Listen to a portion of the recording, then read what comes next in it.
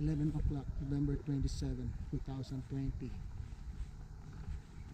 Saturday. Lakad-lakad lang. Pakita ko sa inyo yung paligid. Kasama ko yung dalawang pogi. Kamusta mga kaibigan?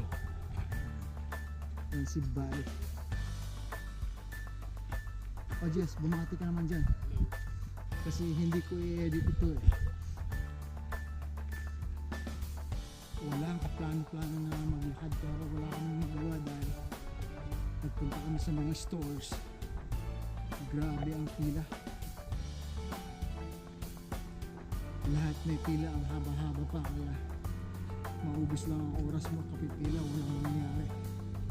So napag-isipan namin dumaan na lang sa park na to para maglakad. Maganda na rin siguro para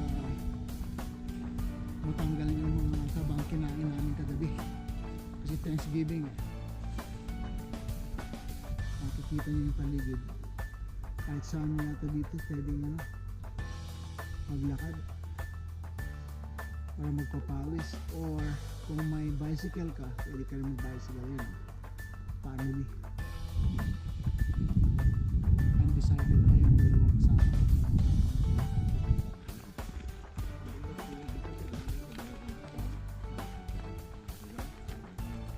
Ano magandang bulan ko yung narong ano pag-hug.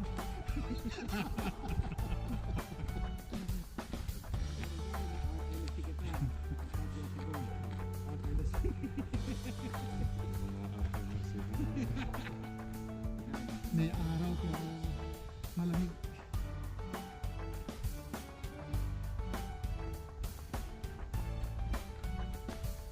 Kaibigan.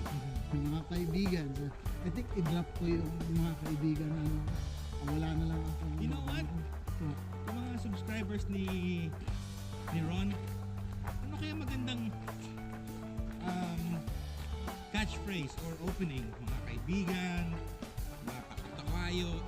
Nagbigay po kayo ng idea kay Ron kasi Sa Ilian, kasi halos lahat na kung ano-ano yung mga nabanggit fans. ng mga tao eh. yeah. So, magbigay po kayo ng idea sa amin.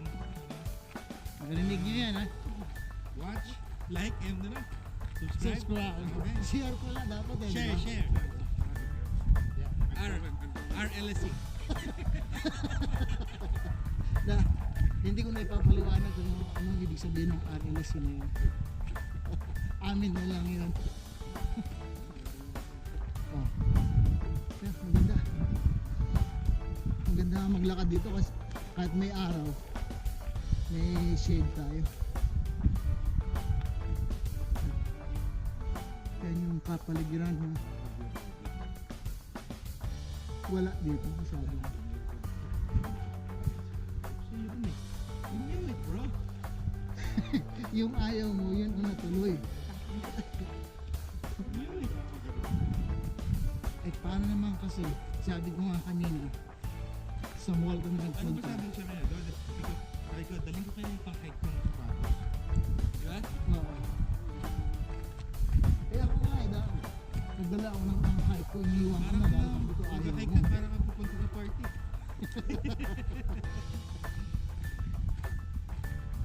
Hindi bale.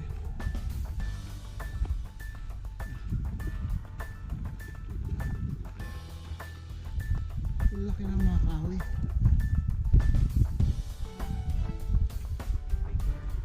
Super free.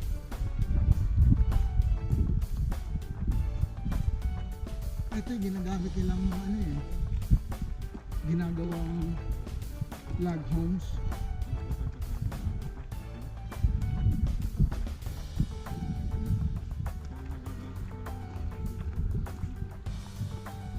Eh gumastos ka nga ng Jollibee, di ba?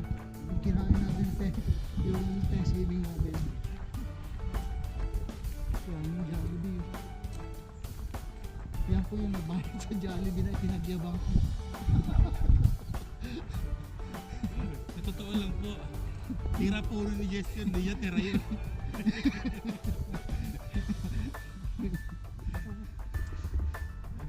Yeah. Okay lang pala yun. Hindi, malayo yun. Actually, hindi. So, ito sementado lang dinadaanan dito. Sa may lake.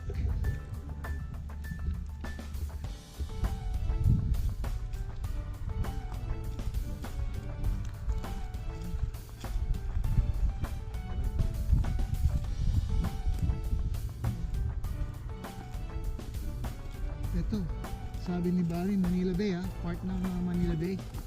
Wow.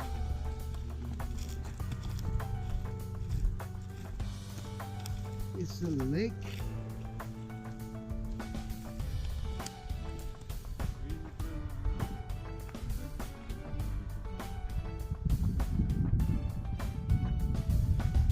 Alam mo kung ano,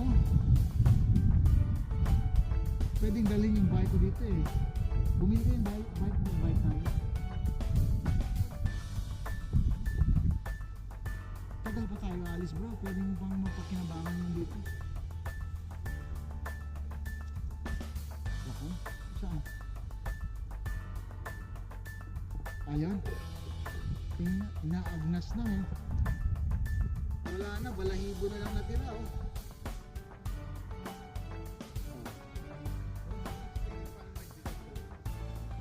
Ha? Yung patay na ako. I think kailangan ko tumawag na mga kaibigan na marunong mag-explain dyan. Meron akong kaibigan eh na pwedeng mag-explain dyan kung paano nag-decompose yung rock. Wala tayong makikita eh. Ito lang lake ang makikita dito. Ayan po mga kaibigan ng daan oh.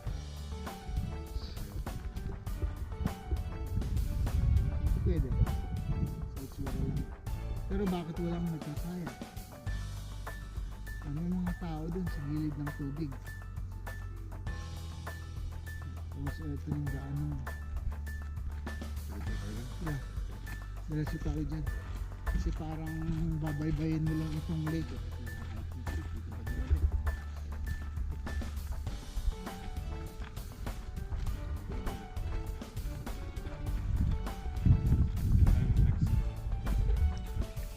Nagreklamo itong isang tropa dahil meron daw isang pang hiking shoes, hindi niya dinala. Eh walang planong maglakad kami rito eh.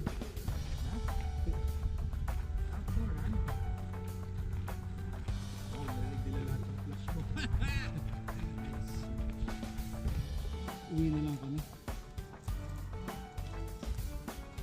So walang nangyayari dito eh.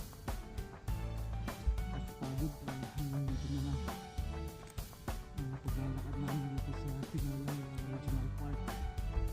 Ang papakita ko sa iyo ang kapaligiran na ito.